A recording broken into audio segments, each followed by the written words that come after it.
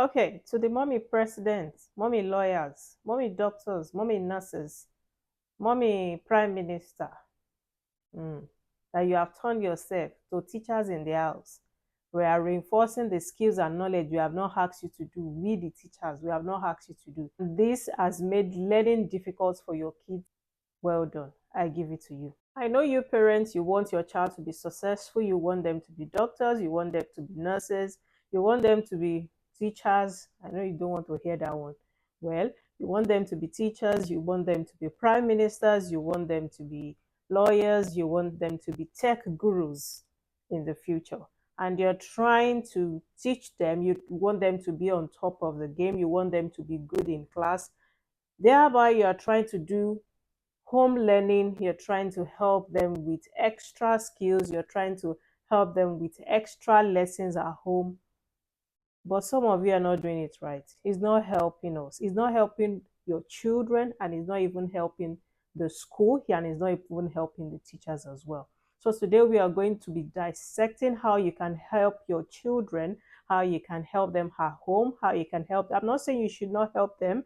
I also help my children. And because I don't teach in the level they are now, I don't just try to teach them what I think is best for them. That is not how it works. Yes, so today we are going to be discussing how you can help your children at home without causing problems for all of us. Hi guys, you're welcome back to this channel. On this channel we talk about teach abroad, life abroad, and if this is your first time here, you're welcome. My name is Omo. If you're a returning subscriber, you're welcome. You're amazing, guys. Please subscribe. If this is your first time here, like and share this video. One of the things you can help your child with at home with extra lessons, extra activities, is for you to be familiar with the curriculum. What is even happening in school? What are they doing in school? We are on the 3 times table and you're teaching your child the 10 times table. It's not going to help. We don't jump. We do it gradually. So when we move from the 3 times table, we get on the 4 times table. We move on to the 5 times table, and then we go on. We don't jump from 3 to 10. It doesn't work that way. Okay, so what you need to do first as a parent is for you to be familiar with the curriculum. What is happening? What are they doing? Meanwhile, some parents have gone on 24-hour shift, and then when they come back, they try to force these children to be able to learn what they have missed in the last 24 hours, and it doesn't work that way. So you need to be familiar with the curriculum. And how are you going to be familiar with the curriculum? That means you need to attend parent evening. You need to attend parent evening. A lot of parents does not even attend parent evening, and then they come up with extra lessons and all that, and they think, oh, this child is not learning, this child is not doing this. They only go to school to play and all that. We don't play in schools. We do lots of activities. Yes, we are learning, we are not playing. It's called play-based learning. So while playing, we are learning. Now let's put that aside. So you need to study the curriculum. You need to know about the curriculum. You need to know what is going on in that curriculum of the stage your child is in, and not just teach outside the curriculum. And how do you get the curriculum? Like I said, attend parent evening. You can also subscribe to online apps in which most schools use, especially if you're in the United Kingdom, whereby I talk about Twinkle. Most schools use it. I even use Twinkle, even though I teach the other older ones. I use Twinkle. So most schools use Twinkle, and whereby you can see the curriculum on Twinkle, you can see some of the activities. In fact, you can see your daughter's homework or your son's homework on Twinkle, in which the teacher has given them. So we have activities. The answers are there. The activities are there. So you can also subscribe on this if you know you want to help your child. You can also subscribe on these apps, and that will help you to be able to help your child and stop giving the teachers headache. Okay, also you can communicate with your child or your children's teacher. Communication is key, yeah, like we all know. So you can communicate with them. They can even give them assignments. Yes, a lot of you don't know, we don't give like a lot of assignment because it is not acceptable, like bombard kids with assignments here in the United Kingdom. But you can ask your child or your children's teacher to print off some work. Yes, that is acceptable, whereby you would use, not, it is not assignment, whereby you would use to help your child at home. And it's not that they will print a for you and then you will do it within 2 days and take it back to school. That is not right. It has to be done gradually. So it's not that rush, and then you take it back, and then you want the teacher to and then you want the teacher to print another one for you. No, please let these children rest. Please let them rest. Let them have their time. Let them watch. If they have iPad, let them have their time on iPad. If they watch TV, let them have their time to watch TVs. Let them rest. But at the same time, we still want to reinforce like skills and learning, but let it be gradually. Even though you can ask your child's teacher or your children's teacher to print off some activities for your child, we should not bombard them with activities, please. Yes. Another thing that can help your child, or that can help both your child and yourself to stay in line with the curriculum and to be able to help your child, is for you to encourage independent thinking. Yes, please encourage independent what thinking. So your child has this assignment, especially for the children we have in year 3, which is key stage 2. Now they are trying to build sentences. So instead of your child will be given words. If your child is in year 3, you will know about this. Your child will be given words for them to build, to make up sentence. One of my children is in year 3, and that is how I know this. So your child is building sentences. For me, she's going to build that sentence herself. Allow them independent thinking.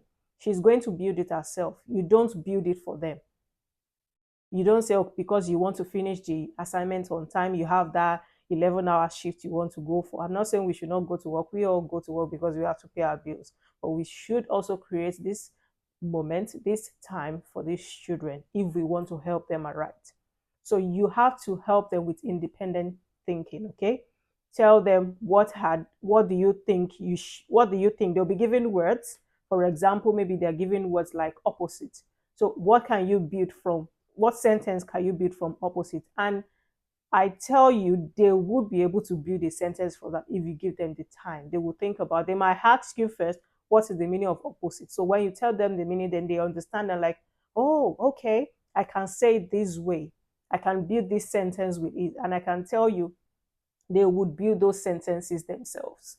So please encourage independent thinking. Another way you can help with the teachers, your child, and yourself is for you to use real life examples, especially if you are teaching them, you're helping them with their assignments, you're helping them with their activities, you're helping them with extra activities. You can use real life examples. Yeah, like on the times table, if you have 2 oranges here, you have another 2 oranges, adding them together, that is 4 oranges. 2 multiplied by 2 is 4.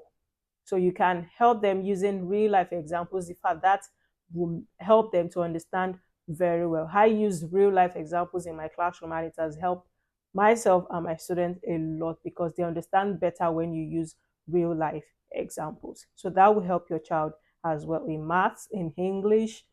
In English, you can read stories, you can read poems, you can help them whereby they create storytelling, creative storytelling.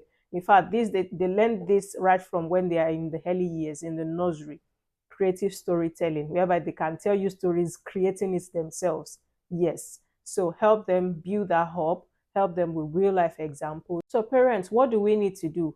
We need to reinforce the skills and activities and not introduce new advanced topics that we are thinking about, that, oh, okay, this child is 8, then you should be able to do this, and then we start giving them these activities at home. No, we should reinforce the one that has been taught in school. We can get some materials, like I said, from textbooks, which is used in the school, or from online application, like I've said, Twinkle and some other one. You can ask their teacher.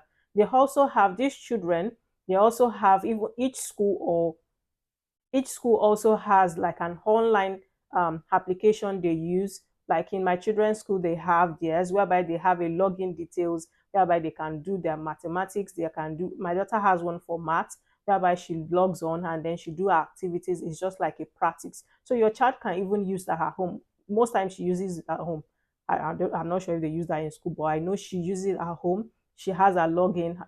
You can get those login when you go for parent evening. That is why it is important for you to go for parent evening. Is if one parent is not available, another parent should be available. If you're a single parent, try your best to book a time that is comfortable or convenient for you. They would not ask you to come that it is a must, you must come this time. You can book an appointment with the time that is convenient with you and the teacher. You can speak with the teacher.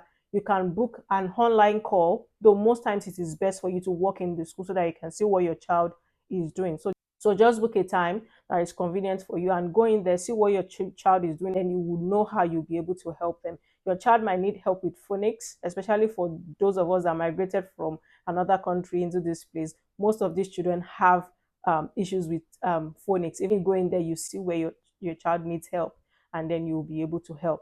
Like for me, when we are teaching phonics at home, I think I've said in one of my videos, we need to, sometimes we go on YouTube channel to see how it is spoken, to see how it is pronounced. Yes, to see the pronunciation, and then these children, they learn from that. So you can also use YouTube videos, especially with phonics and some other things, but it has to be curriculum based, please, because we have different countries with different curriculums.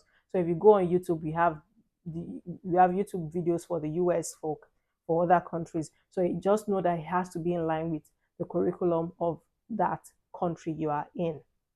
Okay, guys, so mommy doctors and mommy lawyers, stop stressing with the teachers and stop teaching outside the curriculum. I'm not saying you should not help your child. You can help your child, but please teach them based on the curriculum.